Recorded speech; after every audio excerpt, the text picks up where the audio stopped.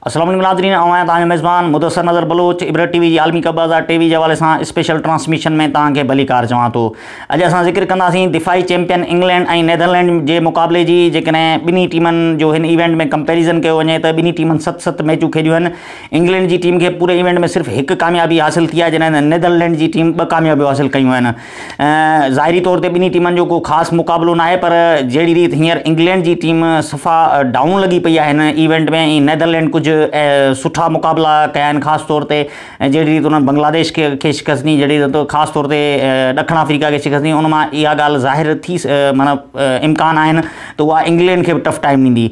England जी team जेका दिफ़ाई champion आहे, पर उहा मुसलसल शिकस्तूं खाईंदी पई आहे। पहिरें मैच में न्यूज़ीलैंड खां हाराइण बैदि उन्हनि सिर्फ़ु हिकु मैच पंहिंजो बांग्लादेश खां खटी आहे।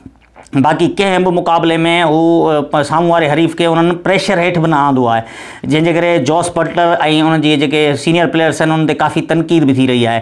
नेदरलैंड जी टीम भले हिकिड़ी कमज़ोर हरीफ़ आहे, पर उन्हनि हिन इवेंट में पंहिंजो जेको आहे बॉलिंग बैटिंग ऐं फील्डिंग में तमामु बहितरीनु जेका उन्हनि जी कारकर्दगी रही आहे, जंहिंजे करे उन्हनि जी तारीफ़ बि थी रही आहे।